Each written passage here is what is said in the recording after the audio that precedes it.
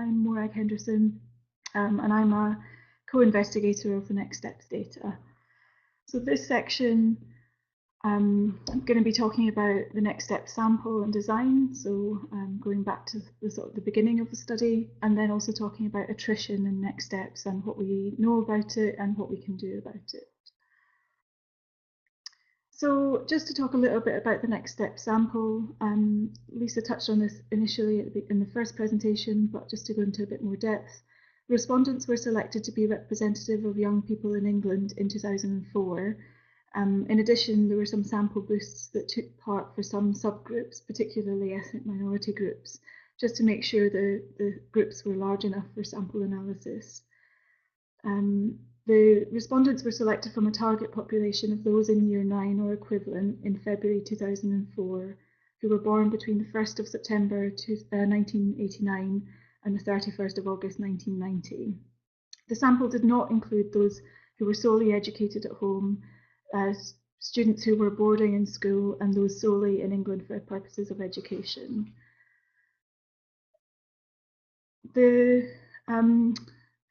For the maintained or state sector, Next Steps adopted a two-stage probability proportional to size sampling procedure with some disproportionate stratification. So schools were the primary sampling units, and maintained schools were stratified into deprived or non-deprived schools, with deprived schools oversampled in the initial target population. In the maintained sector, the sample was drawn using the pupil level annual school census. The second stage sampled pupils within schools. So as I mentioned, pupils from major minority ethnic groups, Indian, Pakistani, Bangladeshi, Black African, Black Caribbean and mixed, were oversampled at the pupil level in order to achieve a target issued sample of around 1,000 in each group. The school sampling stage took into account the number of pupils from each of these minority groups, so taken together the school selection probabilities and the pupil selection probabilities ensured that within a deprivation stratum, all pupils within an ethnic group had an equal chance of selection. I mentioned too that as well as maintained schools, independent schools and pupil referral units were sampled using the school level annual school census. Independent schools were stratified by proportion of pupils achieving 5 or more A-star to C GCSEs, as well as gender and boarding status, and PRUs formed a stratum of their own. Independent schools and PRUs were sampled with a probability proportional to the number of pupils at age 13 in that institution. And just in general, of the 892 schools selected in total, 647 schools, or 73%, took part in the study. So I think I've already said this, but taking together the school selection probabilities and the pupil selection probabilities ensured that within deprivation stratum, all pupils within a particular ethnic group had an equal chance of selection. So sorry for repeating myself. So that's the sample. Obviously, the two-stage sampling design is really only important if you're looking at some of the earlier sweeps of the study when the respondents are still in school. And so just thinking now a little bit about how the Next Step sample has changed over time. So attrition is the discontinued participation of individuals in a longitudinal survey for reasons that are unknown and or beyond the control of the researcher.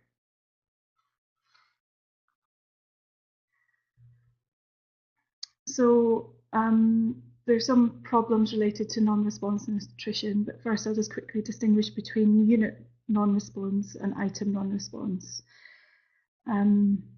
Unit non-response is if a person who has been selected to participate chooses not to or is uncontactable. And item non-response is where they choose not to answer some particular questions for maybe perceived sensitivity or not knowing how to answer them. There are different types of unit non-response. For example, we might find that people attrit over time because we've not been able to contact them, that they've refused to take part in the study, they're unable for some reason, or they've become out of scope or ineligible to participate in the study. In longitudinal studies, attrition is simply a fact. It will happen regardless of any procedures to minimise it, and it's on the increase in all longitudinal studies over time. However, it's worth noting that non-response may not be permanent, because people may select back into the study after disengagement for some waves. But it is worthy to note because it has some important implications. So we're just going to talk through a little bit about the productive sample over time. So here's a graph that's also available in the user guide, but it just shows you the proportion over time of productive cases and next steps at all sweeps. The figure shows that the sample decreased by around 50% by the time of sweep 8, the sweep 8 survey, and actually there's lots of good reasons for this, and I'll explain that in the next slide.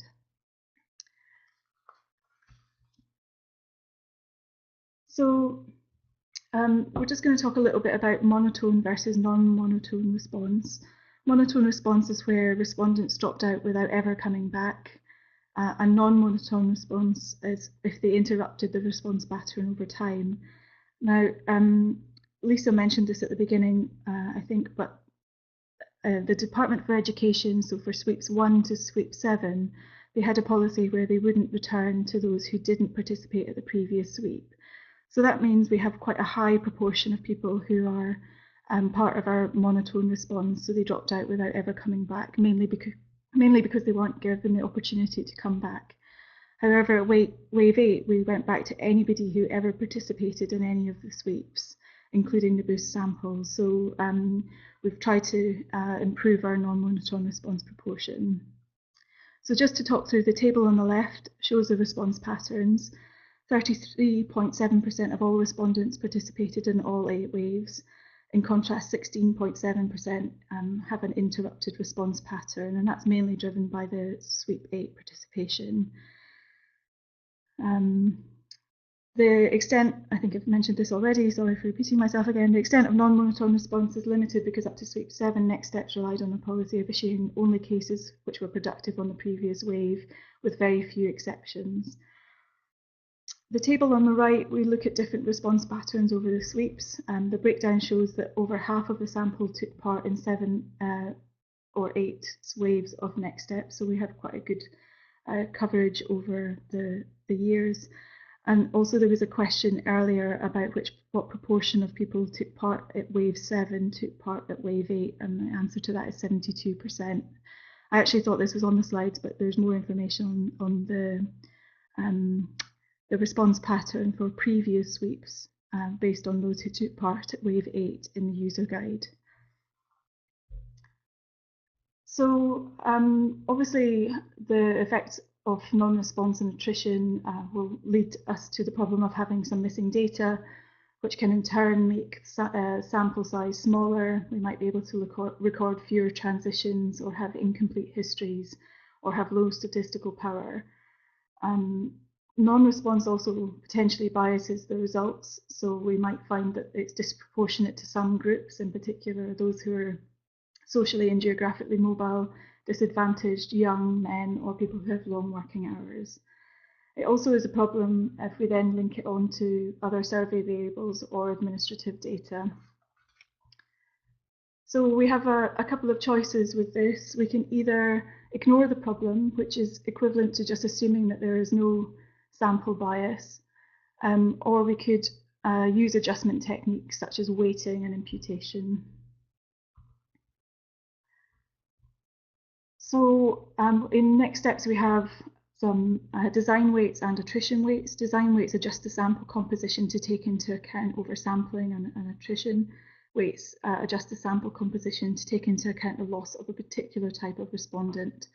So adjustment means giving more importance or weight to a particular group. So our overall weights are composed by taking the design weight and multiplying it by the attrition weight. So one of our statisticians here derived the attrition weights using a logistic response model, and this is the same procedure that was used for predicting the response in previous sweeps. And again, there's more information in the user guide about that. But essentially what they do is they estimated a logic model in which the dependent variable is binary for one where we've got a response at a particular sweep and 0 for otherwise. And then we use these predictors to identify the patterns of response. So we've got things like from sweep 1, family circumstances, highest qualification held by main parent, socioeconomic status of family, marital status, gender, ethnicity, whether they have special education needs and region. And then from SWEEP 7, we take circumstances such as housing tenure, current activity, drug taking, month of interview and interview mode. We select these based on knowing that these are highly predictive of response. What we then do, the linear predicted values were generated from this model, then predict the values which were converted into predicted probabilities using an inverse logit transformation. The non-response for wave 8 were constructed as the inverse of the predicted probabilities, and so the final weight for SWEEP 8 was constructed by multiplying the SWEEP 8 non-response with the final weight from SWEEP 7. And so here is the variable name, so W8FINWT, that's the final weight for SWEEP 8. And so in order to select the correct weight, it will depend on the analysis you're planning on doing, but it should essentially correspond to the most recent wave of data you're using. So for example, if you're choosing to use data from wave 1, 2, 5, and 8, then the SWEEP 8 weights should be used. And there's just an example line of code from Stata just showing you how you might go about setting that weight. But you use the most recent sweep of data weight for setting the correct weight for your analysis. So I think that's everything from me for now, but I'm happy to answer any questions or try and answer any questions you have on sample design and weights. So we have a question saying, does wave 8 have separate cross-sectional and longitudinal weights? Essentially, the design weights will allow you to use the analysis cross-sectionally. We have another one, have you been trimming weights?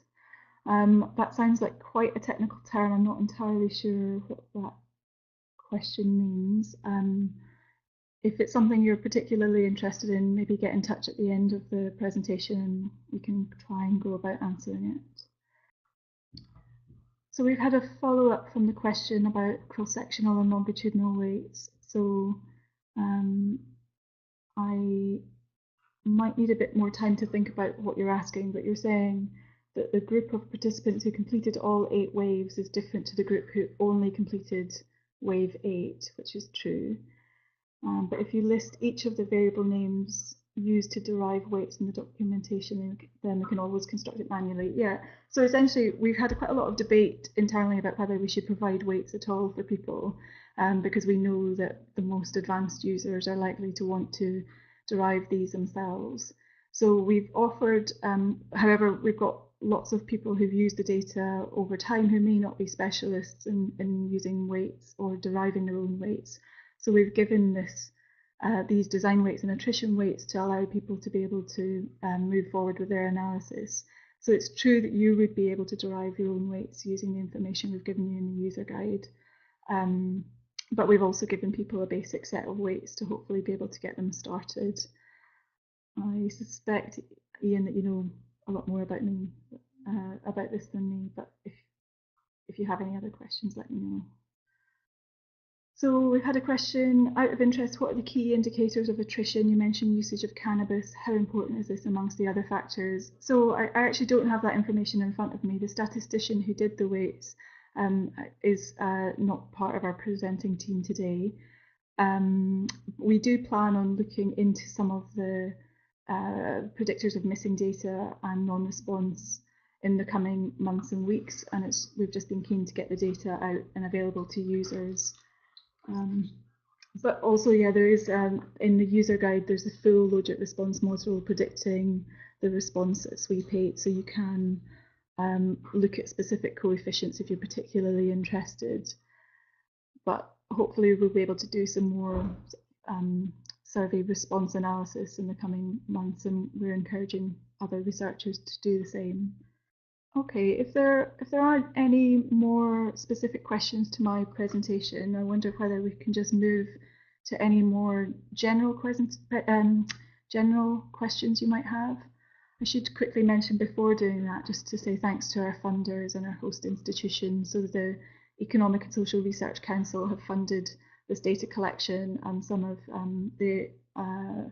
these outputs, where we're looking at some of the initial findings, and also our host institution is University College London Institute of Education, so thanks to them.